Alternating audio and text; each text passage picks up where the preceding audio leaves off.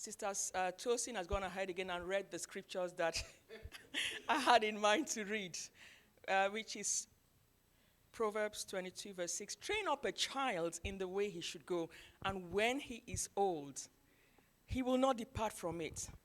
Whose responsibility is it to train? The parent. Yes? In collaboration with God. So, but if we don't do anything, then we are just believing in miracles. Yes, God does miracles, but the main responsibility he's given is to us, the parents, to train up our children in the way they should go. And when he is old, it means training starts from very young. You don't wait when an accident happens, fire brigade system, we kind of like rush to start to solve issues, but we start when they're young. Hallelujah. So the title is Educational Systems and Parental Roles. So I'm going to be talking about, really briefly, I've explained, I have my book here. Can I see your hands if you're a parent of a child in primary school? I brought 5 copies. Okay. Tammy, you have it already, so yeah, I have 5 hands up. That's fine. So you can get one at the end. I normally sell it for £10, but I'm giving it. This is family, and it is absolutely fine. Okay. So I'm going to be sharing with us strategies that we can use to be able to support our children in school. Okay, let me give a bit of background. Why this burden started. The burden started because when I came into this country 1 year in, I applied to do the teacher training program, and I'd never been to a school in the UK. When I got into this school, it was one of the worst schools in Manchester then. I got into this school, science lesson, sat at the back of the class. It was a 1-hour lesson. The teacher spent a good 45 minutes managing behavior. By the time he sorts this one out, the other one is up, and so on. So I'm sure Brother David knows about it. Yes, so at the end of the day, the teacher brought all the students to the front. They stood around his table, his desk. He did an experiment, explained it quickly, gave them a worksheet, few gaps to fill in, and that was a lesson. I'm like, wow. I don't know that coming from, back home, it is intense. So when I saw what was happening, I'm like, wow. Do parents actually understand what happens in school? So again, in church, many parents were asking questions. Why does my child not bring books home? They always tell me my child is doing well, but I think they could do better, and that sort of thing. And so the Lord opened the way. It was Pastor Funke that invited me to start to speak to parents in church, and from there, the Lord opened it broader, and, by the grace of God, this is where we are today. So I'm going to be sharing strategies that you can use to be involved in your child's education. But to be able to strategically invest it, because to be honest with you, it is time consuming, it is energy consuming. For you to stay the course, you need to really have, as a parent, a good grasp of why is education important and what are the opportunities. If you don't know what the purpose of something is, then you wouldn't really invest in it. You need to have an understanding. When we come into a new country as immigrants, or wherever people are, wherever you are, it's so important that you have an understanding of the school system so that you can make the right choices for your children. Like Sister Tosin said, living in the right neighborhood, putting your child in the right school, and that kind of thing. And thirdly, we're going to be discussing those strategies that will help us all to support our children. Now, why should you get involved? Why is it important for you as a parent, in this generation especially, to be involved in your child's education? Now, when we come from Africa, and you take your child to school, high-tech building, beautiful surroundings, and we think, well, a lot of education goes on there, but it is not always the case. So it's important that you support your child. You have their best interests at heart. You are their first teacher. You are the one that believes in what you think God is putting in your heart regarding their life, regarding their future. I tell you the truth, the school system doesn't really care. Right now, we can see what is interesting them. Yeah? What they're interested in right now is ensuring that we all conform to some ideologies. They are not bothered whether our children are confused, whether they're introducing our children to things that 10 years behind they said we should protect our children's innocence. So it is really important that we don't leave everything in the hands of the educators because they don't necessarily have our children's best interests at heart, especially as people of minority origin. Now, when you get involved in your child's education, you help them achieve their full potential. I've seen a lot of children go through school in my 13 years of teaching and not achieve their potential because the teacher dictates the levels or the targets, and they believe that is what they are capable of achieving. But we've seen in our church where children have been trained and they have from all backgrounds passed 11 plus exams, gone through grammar schools, and gone to university to do really good courses. So every child can do well, but you need to be strategic. You need to be involved to be able to ensure that your child achieves their potential. And when you support, you're involved in your child, you can also pick up their struggles with education. I remember when my first daughter, we were very, very involved in her. I mean, more involved than any of the others because she was a slower learner. And we only picked it up because we worked with her. And when we picked it up, because I was in education, I understood that there are different types of learners. And so we helped her understand her learning style, what works for her. She was comfortable in it. She was not comparing herself to anyone else, but she was focused on her course. Now, if we didn't do that, we would allow this child to go through school, identified as dyslexia, and never go anywhere. But being strategic, today she's third year dentistry going to fourth year. With dyslexia, she got all the grades she needed to get into it. So it is possible. We can't leave it there for those educators to do that. What is your role in your child's education journey? And as I said, the first thing is you need to understand the educational system so that you can effectively support your child and take advantage of the opportunities in it. Okay, so let us talk about the types of schools.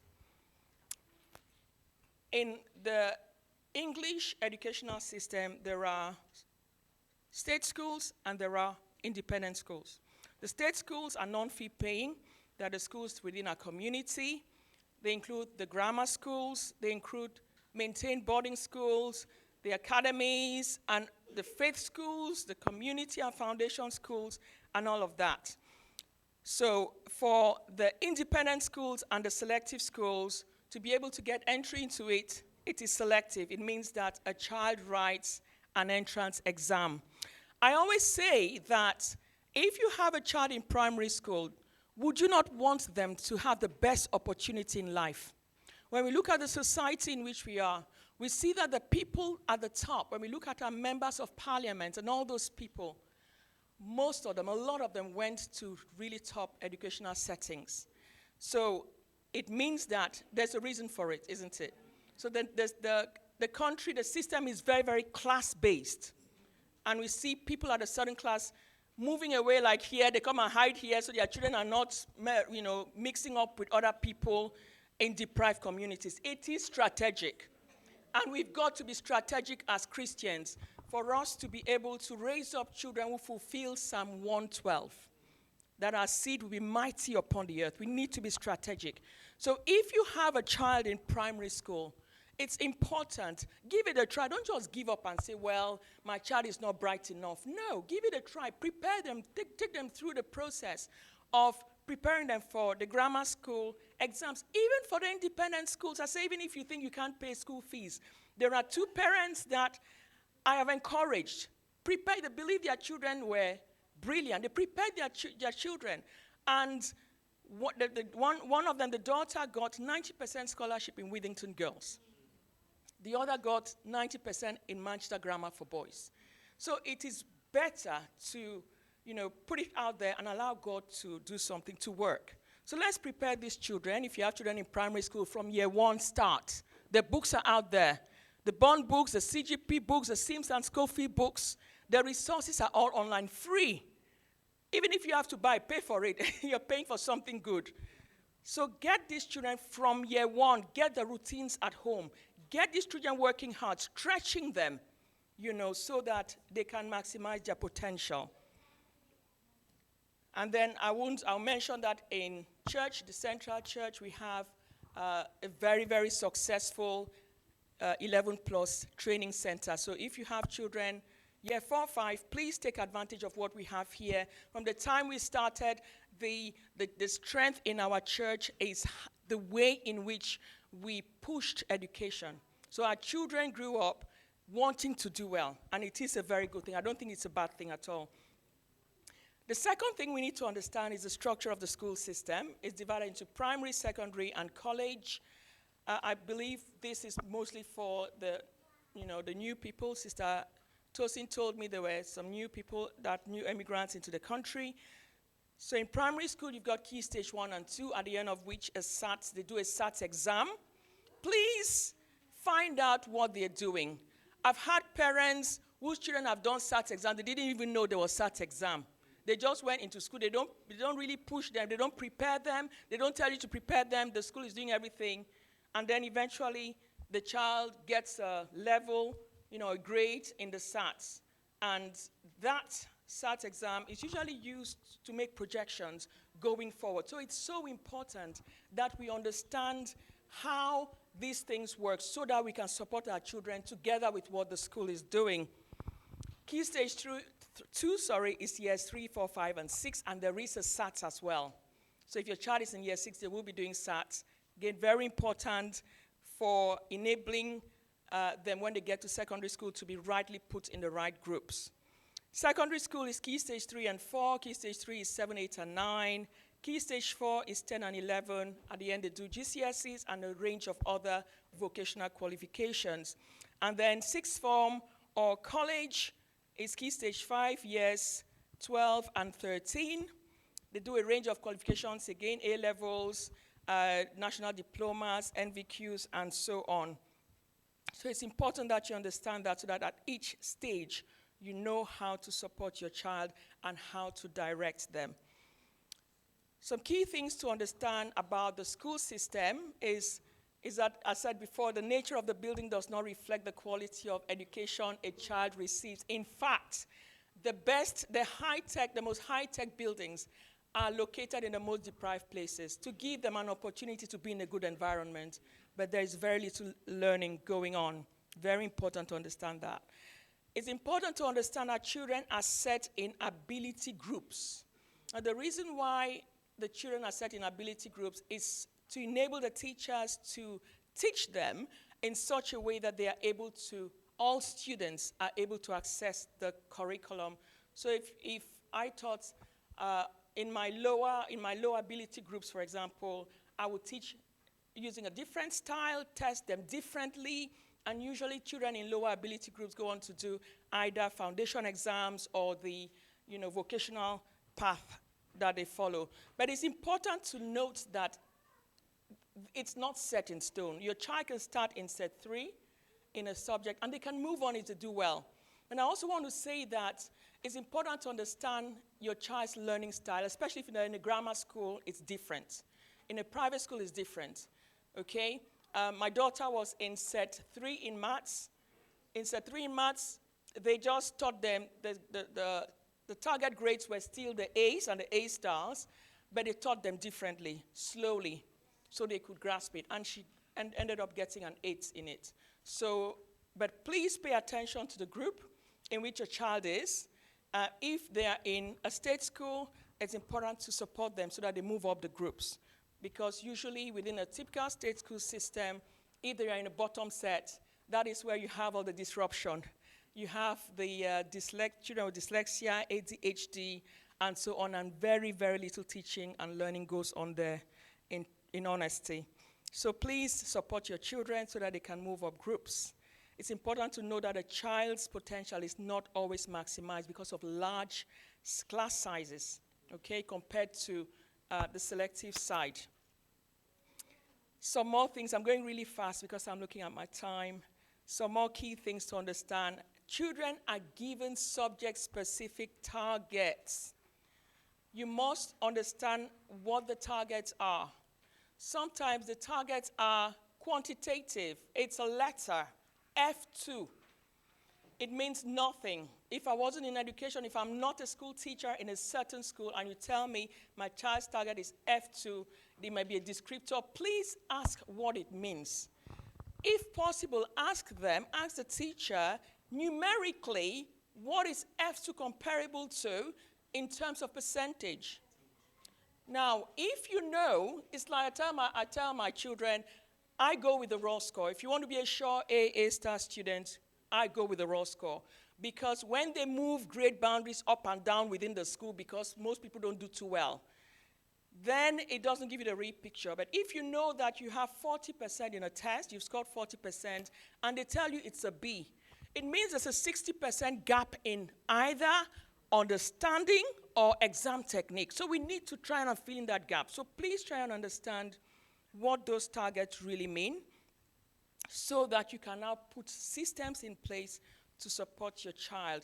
Understand how progress and achievements are reported. They'll always say they are doing well. Your child is doing well. What does that mean? Everybody, if your target is those days, if a child's target was, I had some year 8s, really, it was my weakest class for my entire 13 years. We had children in year 8 whose target was a level 2 at the time, which is equivalent to a child in year 2, so they had lots of learning difficulties in that class. When they achieved level 2, I said to the parents they did well. It's as simple as that. So as long as your child is achieving the target set by school, they are doing well. But now I believe that those children in that particular class could do well. So what I did with those children, I set up a mentoring program that was eventually adopted by the school, in which I brought the children, a lot of them from very disorganized homes, where we organized their evenings, put in slots for revision, got them in at lunchtime to work with them, and I tell you, the children with 2 moved up to 3. It's not desperate. There's nothing like it's impossible. We just need to support these children. Even when they have learning difficulties, mental capacity is not affected. It simply means find out what works for this child. And once they understand what works for them, they can still do well. So it's important to know how progress and achievement are reported, again, so that you can support your child strategically. Now, your role in your child, so now we've finished with the school system. Practically, what can you do? Okay. So we're going to be talking about what you can do practically to support your child at home. So this is very, very down to earth. This is something that you can do starting from today to make a difference. So be actively and strategically involved in your child's education. Number 1, when they come back from school, just find out what they're studying. What did you do today in maths? What did you do? A lot of time parents are very busy, especially in our world of social media. We are there on our phones, on our social media, and so on. We don't give time to these children. We need to give time to these children. Find out what they are studying. Find out if they understand the content. If they don't understand it, it's better for you to help them on the day than leave it to when they have a test. If you can help them, it's good. I believe primary school is not too bad. A lot of us can help children in primary school. Secondary school, there are other means which I'll talk about which you can use to support them.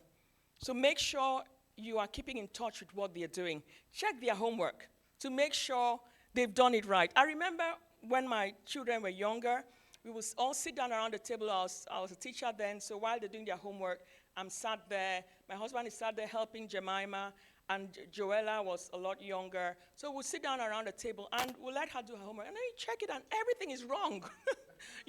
So ensure that you are checking their homework. And when it's wrong, we know she's not understood it. So we kind of go over everything with her again to ensure that she gets it. It works well. Sitting down with them works well for primary school. Early years of secondary school, years 7 and 8, after that they want to go fly with their wings. They don't want any more support, that kind of close support. But please do it. So ensure that and in the foundational phases that they are doing the right thing. Once that structure is, embedded within them, when they get to secondary school, they become very independent learners. Sit with them when they're doing their homework. I said if they're in primary school. Also, it helps children who are lazy, children who lack focus. If it's okay, all TVs off, phones put away, there's no reason why I shouldn't do your homework. We all sit down together. Everybody will do work. Yes, so it helps encourage them. Children are different. Some would do it independently. Others might need a bit of support. So let's give them that support. Set academic goals with them. So work, sit down with your child, look at their grades at the end of each term, and then set goals for the next half term or for the next term. Very, very important. So you can monitor their progress. Through that system of setting goals, it's easy to take a child from a D level even to an A level, but you're taking it gradually. It's not going to happen overnight. But just ensure that, we are making progress. We have the support in place, whether it's tutors, whether there's so much online now, to support. Help them if you can. Use online resources to reinforce learning. There's so much on YouTube. In fact, my daughter doing A-levels this week, right now, found some chemistry teacher on YouTube that is just doing magic for her. So there is so much online, it's free. So if not, get a tutor, get extra books, extend your child's learning. Sometimes the child brings such simple homework home. I remember when my children were in the Church of England school, and they bring homework within 15 minutes, it's all done. And, that's it for the evening. And we had to get books. The CGP books are very good, Sims and Schofield books, the Bond books. Just get those books to stretch them, okay? Never mind what they say. Don't push them, because in real life, those that survive, whatever you're doing, whether it's a career, for those who got to the top of their career, it's not an easy path. For those who are in business, wherever you are, you need, yes, you need to be tenacious. You need to have mental strength. So it's okay to start to develop that mental strength when they are younger, yes, to extend their learning by getting those books and stretching them. Support them to prepare adequately for structured assessments. I always say to students that every opportunity to do a test is your opportunity. Every test that is given or every assessment is your opportunity to tell the teacher what you're capable of doing. In the UK system, it's very exam-based. It's not like America where they have lots of extracurriculars and stuff to complement things. This is a very exam-based system. So the way you can tell me, a teacher, that I am an A student, it's what you prove to me on the test paper, sadly, but that is the system we're in. So we have to be able to adjust to it. So please help them prepare for tests. As a matter of fact, you need to be aware. If you are constantly communicating with your children, they will tell you when the tests are coming. You will support them, help them. My first daughter, we did a lot of work because of her learning style. I will basically hold her book, ask her questions, and she answers. That is how we went through Jemima. So it takes energy, but we have to do what we have to do. Now, what is your role again in your child's education? You can reinforce learning during school holidays. That worked very well for us. During school holidays, we filled in the gaps and we moved ahead. For a slower learner, that works really well. Some children, again, as I said, learners are different. Children have different abilities. So once you understand your child's learning ability, then you can put in the extras to support them. So reinforce learning during school holidays. It wasn't like a 9-to-5 learning. No, it was just 1 hour. But that 1 hour, you are visiting math, you are visiting science, and that was it. And that way, it helps put the child ahead. Encourage daily reading. For those with younger children, please read with your child every day. You've got toddlers, read to them. Yeah? Read to them, read with them. I worked a lot with my kids when they started, bringing some really high-level books that they couldn't understand. We had to read with them. They were like year 4, 5, 6. We read with them, and it helped. Helped develop them as well. So we all grow along in the process. So please read. Reading is one of the most important indicators of a child's future academic success. So when a child is used to reading early on, their mind grows, their imagination grows, their vocabulary, their grammar, and they find everything else a lot easier. Because I tell you, when you get onto secondary school and you're answering those complex GCSE questions, sometimes just the language puts you off. You don't even understand it. So if you don't understand it, how do you answer the questions? So reading is really, really important. Help your child to value education, motivate them, and have high expectations of them. Now, for those parents whose children have passed through, I believe when they know what your expectations are, they want to rise to it, isn't it? Yeah, they rise to it. But if we are negative and we don't expect much of them, they just settle. But when they know we have high expectations of them, they rise up to it. The second category in your role in your child's education is create a home environment that is conducive for learning. It is a home environment that is warm, it's loving, it's caring. Children thrive just with those three. It's warm, it's loving, it's caring. Mom and dad are not fighting. They are not insulting each other. It's peaceful. Your child stands a huge chance of thriving all around, not just academically. So please, let's protect our children. Let's provide that environment for them. Create routines. Again, children thrive well with routines. So start routines. Start from the toddlers. I had routines with my toddlers, and I had a schedule for each one of them, depending on their age as they were growing up. For the little one, it could be like coloring, painting, doing bricks, just everything, like 5-minute tasks. And by the time it's 7:30, they're in bed. So if you have a very structured program, parenting can become a lot easier, really. So create routines. It became such that by the time they got to secondary school, they were self-managers. They know what to do. Even if we travel and go away, they come, they know what to do. It's in them. It's so, so important. It's a powerful tool. It's a tool that will help you. A lot of times I've spoken in places and parents will say, oh, I can't get my child to work. They're refusing to work. Why are they refusing to work? If there's structure in the house and everybody's working, everybody's doing something, we are intentional about creating a quiet environment. It's not chaotic. You will not work. What is the choice? What's the option you have? You don't really have an option, but to sit down and do what everyone else is doing, because there's time for everything. There's time for play, there's time for relaxation, and there's time for work.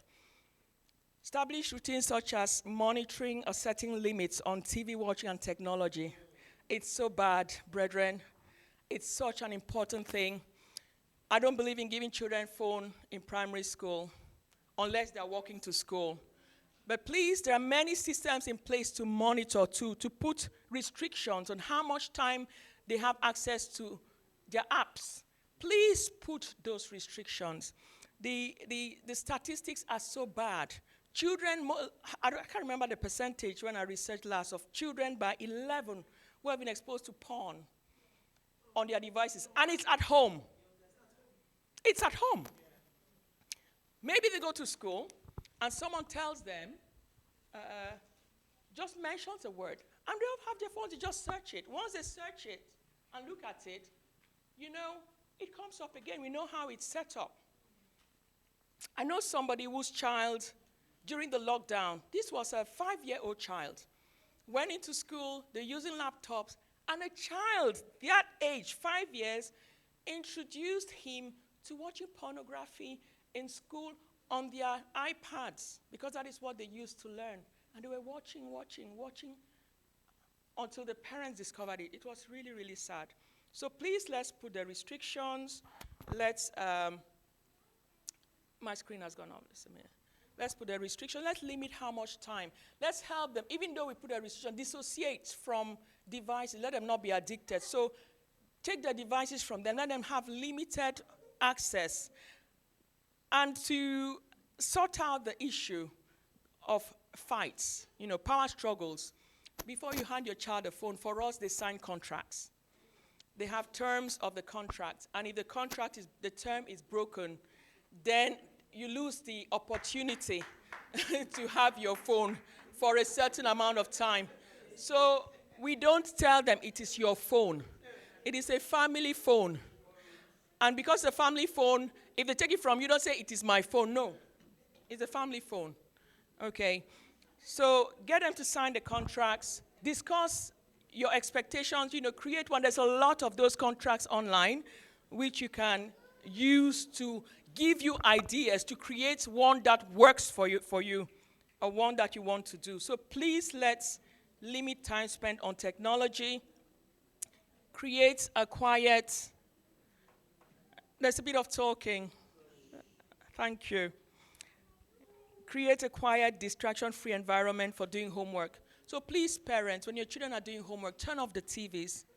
In our house, there's no TV Monday to Friday. They are not watching it. Okay? Now, how do you expect your child to focus on their homework when something interesting is going on TV and they can hear it? So it's counterproductive. So please, let's learn. It's a sacrifice for you as a parent, but it's a good sacrifice, and it does pay off. Bedtime routines, ensure that they are going to bed on time. Don't let them, because when a toddler is up at 10, you are being stressed too. But when they've come back, you come back from work or nursery, wherever they've gone, and you have routines, and 7 o'clock, you've gone through their bedtime routines and they're in bed, it gives you free time and makes it easy for you. So create bedtime routines for the children which they can follow. I'm almost there now. That's good. Please, if you have any questions, I'll be happy to answer. Another way in which you can be involved is to work closely with your child's teachers to ensure that your child achieves their God-given potential. I'm just going to share with you how I did that, especially with my first daughter. As I said before, she had a special learning style, so we needed to follow up closely. So we had family targets for what she had to achieve, and it was English. Obviously, it was dyslexia, so accessing English was a challenge for her. So by the time she got to year 9, I said, you can't get any mark less than 70% all across the board. And English was the only subject where she was really struggling. So first time my husband and I went into school, we spoke with the teacher and shared with the teacher what our family goal is for our daughter, and shared with her that because we don't understand the English educational system in terms of the English language as a subject, can she help us? She's taught Jemima for 2 years. She understands where her struggles are. Can you help? And she was very, very happy to help. She set things in place. Every week she will go and pick up a task and come and do it and give it back to the teacher to mark. And by the end of term 1, she was on 90%. So that is how we can work with the teacher. If you cannot know all the subjects. They do like 13, 14 subjects. You may know maths, or you may know biology, but you may not know the others. So if they're struggling in a specific subject, you can talk with the teacher, liaise with the teacher, and ask the teacher to help, or get them to talk to the teacher themselves. They can do that too, Attend parents' evenings. Sadly, a lot of our people don't attend parents' evenings. They just leave it and say, oh, well. So, but please attend. Ask questions. Don't let them just tell you things. Challenge them. I challenged a physics teacher one day because they had brought down the grade boundary because the children didn't do very well in the mock exam. And I asked them, why did they not do well? We are paying all this money. You expect the children as a whole group to do well. Now you've lowered the boundary. It means the children have a gap in their learning or in exam technique. How are you going to fill it? And the man went all red. But we need to ask them questions. We need to, they'll answer the questions. If they tell you, what I tell, they know me already because once, especially in primary school, from September, I say to them, if there's any issue with behavior, let me know. I don't want you to tell me in January or February because that's 6 months gone down the line. If there's an issue, let me know. We work together. I've worked together with school to put my children on reports just to manage, nip it in the bud so it doesn't escalate. And it did work really well. Yes. So attend parents' evening, ask the right questions, work with the teacher to support your child's behavior challenge before it gets out of hand. Share your your family's academic goal with a teacher and request targeted support.